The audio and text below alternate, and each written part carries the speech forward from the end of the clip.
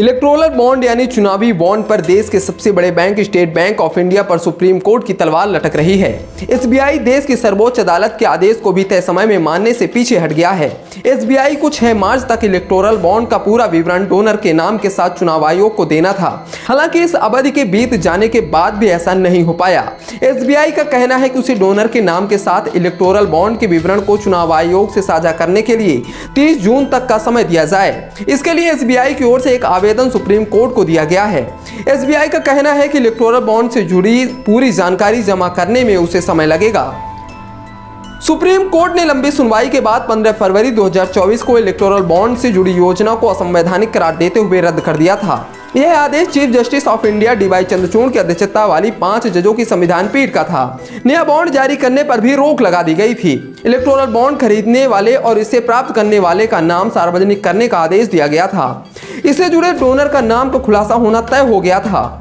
आदेश के मुताबिक चुनाव आयोग को एसबीआई से मिली जानकारी को 13 मार्च 2024 तक अपनी आधिकारिक वेबसाइट पर प्रकाशित करना था। यह जानकारी सिर्फ एसबीआई के पास ही है। इलेक्टोरल बॉन्ड पर एसबीआई के रुख से एक साथ सुप्रीम कोर्ट, चुनाव आयोग और सरकार पर आम लोगों का भरोसा दांव पर लग गया है। राजनीतिक चंदों की निगरानी करने के मामले में चुनाव आयोग की भूमिका पर भी अब सवाल खड़ा हो रहा है। राजनीतिक और चुनावी तंत्र में निष्पक्षता और स्वतंत्रता को लेकर भी सवाल खड़ा हो गया है। चुनाव आयोग भी नहीं जानता कि बॉन्ड से किस व्यक्ति को या किस कंपनी से किस दल को कितनी राशि दी गई है।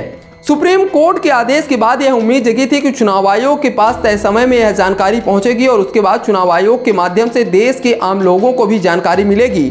एसबीआई को निर्देश था कि सारी जानकारी चुनाव आयोग को दी जाए।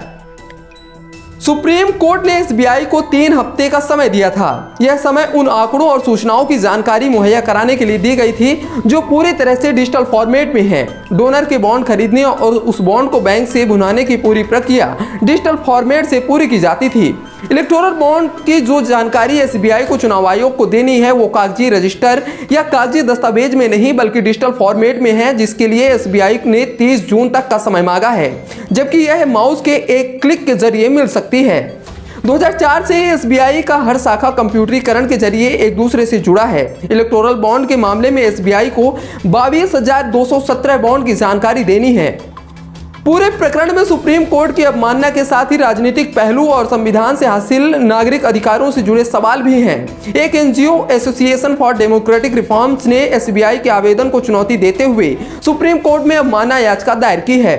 इलेक्टोरल बॉन्ड पर सुप्रीम कोर्ट ने जो फैसला पिछले महीने सुनाया था, उस केस में एक याचिकाकर्ता के तौर पर एडीआर भी शामिल था। एसबीआई के रुख पर एक राष्ट्रीय बैंक यूनियन की ओर से भी आपत्ति जताई गई है। Bank employ federation of India के महासचिव हरि राव का कहना है कि हम राजनीतिक मकसद के लिए बैंकों का इस्तेमाल नहीं करने देंगे। उन्होंने स्पष्ट तौर पर एसबीआई के रुख को डिजिटल युग में खासकर बैंक क्षेत्र में कई लोगों को हैरान करने वाला करार दिया है।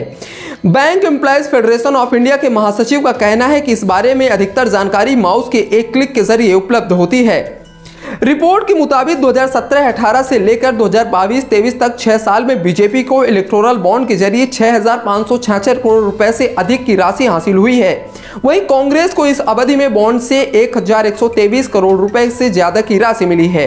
इन आंकड़ों से स्पष्ट है कि इलेक्टोरल बॉन्ड से सबसे अधिक लाभ बीजेपी को हुआ है। लोकसभा चुनाव अप्रैल मई में निर्धारित है। ऐसे में चुनाव से पहले अगर डोनर का नाम सार्वजनिक हो जाएगा तो देश के मतदाताओं को पूरा मामला समझ में आ जाएगा।